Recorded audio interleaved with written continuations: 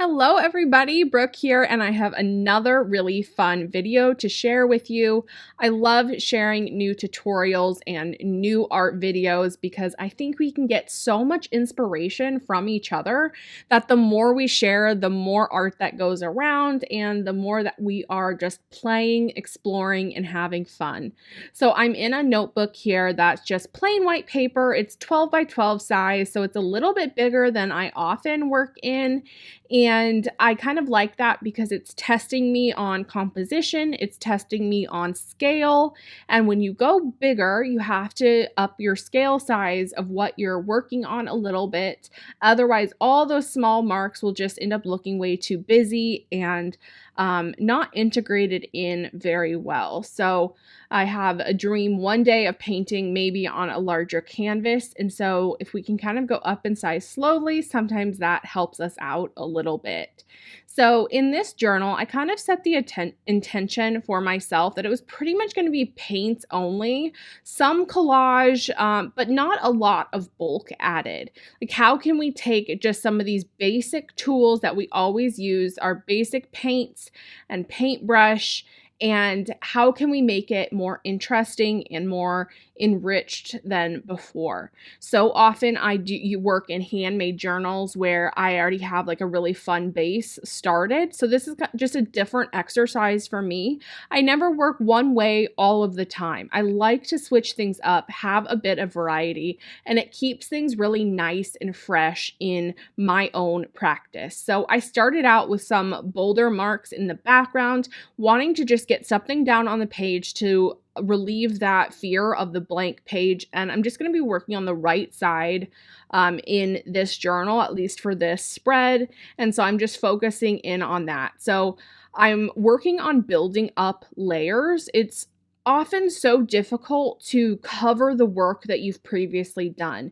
And so by making those marks at the beginning and right away starting to cover them up, it was a good practice for me to know that it's okay to cover stuff up. And the more that you cover, the more that can come through in small details, and that's when the dimension really starts to happen, when we cover up and then take away and reveal some of what was there before. So I knew a lot of what I did in these first stages would end up getting covered up. So I am working on layers in this one. I do think in a future one, I could continue to push those boundaries even more of what I'm comfortable with and be okay covering a lot from before.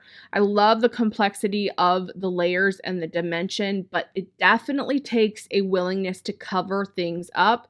And that is not always a comfy feeling because we don't always know if it's going to work out.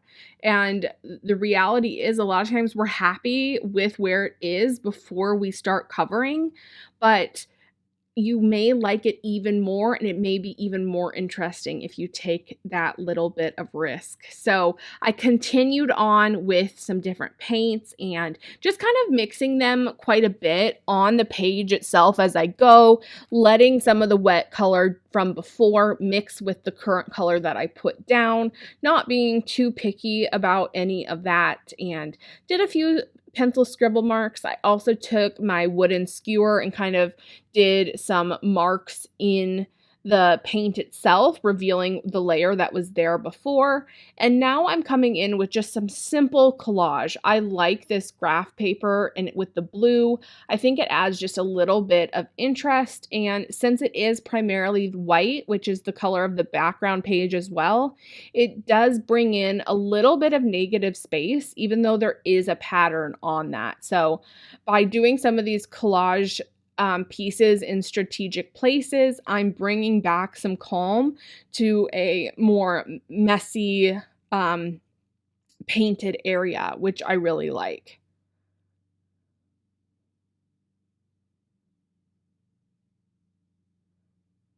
For this, I'm just using my normal glue stick that I always use, but you could, of course, use matte medium or heavy gel matte too. My page was not completely dry, so the glue stick was the easiest solution, so I'm not smearing that paint all around. Now that I have those pieces on, I don't want them to look like they're just plopped on top as an afterthought. I want to really integrate them in with what I had done before, so they don't look like they were just the last step. So by blending some of these edges with kind of what the background was before, you just get a little bit of peek of what the graph paper is. It's not meant to be the focal point of it where you just look at those pieces, and I want it to look like it's almost coming through, like ripped away from the very background. I chose to do just a few colors for this one, a few paint colors, and keeping it pretty simple. I'm in a very limited color scheme, monochromatic with my blues that I have.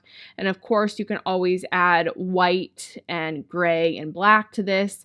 This one I decided not to add any black, but I chose a darker blue color to act as my high contrast color. And I really love this paint color. It's I'll link all the supplies down below if you're curious on the colors that I'm using and the supplies that I'm using. I will make sure to link that for you all. So I'm just continuing on adding some paint however I see fit, and I think, as I mentioned earlier, you could really take this to the next step if you came in kind of over it and added a lot more layers of stuff. Overall, I'm okay with this being a quicker spread, kind of just a little study for myself, and getting a little bit more comfortable working on that pure white page instead of a handmade journal. At this point, I'm pretty much just using up the rest of the paint that's on my palette, so continuing to add it into places, especially that fluorescent blue page spots that I think could add a little bit more pop and more dynamic. I'm adding in that leftover paint on those areas. Now, that blue didn't pop quite as much as I was hoping for. It came out a bit more translucent than I wanted, and so I'm now taking my solid marker and adding some in, and it just so happens that this color matches almost perfectly for what I'm doing, and so I'm just using it and applying it. It's a nice, thick paint that comes out of it, and it is like an acrylic paint, but it's not what you would think of as an acrylic paint marker.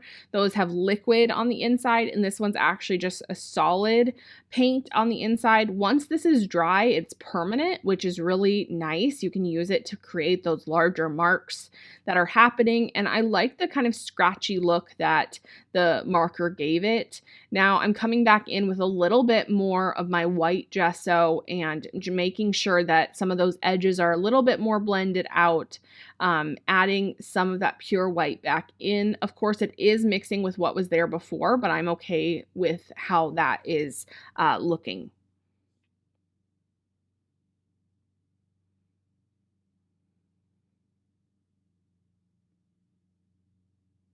Overall, I'm just moving quickly and trying not to overthink the decisions that I'm making. In the end, this is just another page in my sketchbook. It's really low pressure because at the end, I can close this book, put it back with my other journals, and move on from it. I don't have that pressure of creating a piece for maybe the wall or something like that, where I would maybe want to think a little bit more about what I'm doing. On this one, I'm just doing what feels naturally good and things that I'm comfortable with. Also, most of the time I don't work with just paint, and so that this was a nice thing to think about in this one as well, of just keeping it to some of those really basic supplies. Ending it off, I'm adding in some white art marks with my correction pen. It's my favorite tool to get nice white marks, and I will link that down below as well. I hope that you guys enjoyed watching, that you're inspired to go make something for yourself today, and I hope that you have a good day, and I will see you next time. Thanks for watching.